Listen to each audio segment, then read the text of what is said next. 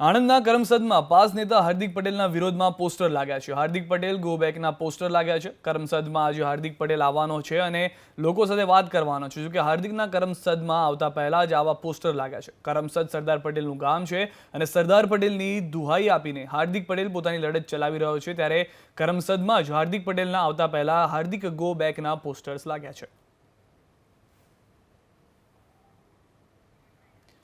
તો જે રીતે પોસ્ટર્સમાં જોઈ રહ્યા છો, હાર્દિક પટેલ જ્યારે પહોંચવાના હતા કરમસદ તે પહેલાં જ આ પોસ્ટર્સ લાગ્યા છે.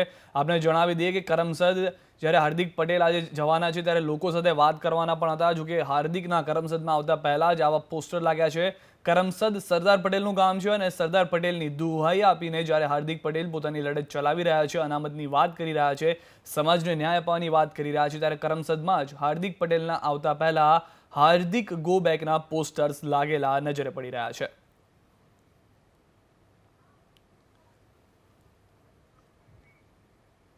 આપને જણાવી દઈએ કે હાર્દિક પટેલ જ્યારથી શરૂઆત કરી છે ત્યારથી તેમને પણ હાલમાં વિરોધનો સામનો કરવો પડી રહ્યો છે. સ્પષ્ટપણે દેખાઈ રહ્યું છે ગો બેક હાર્દિક પટેલ. કરમસદ નગરજન લખેલું સ્પષ્ટપણે આપ પણ જોઈ રહ્યા છો, નગરજનો તરફથી લગાવવામાં આવ્યું છે.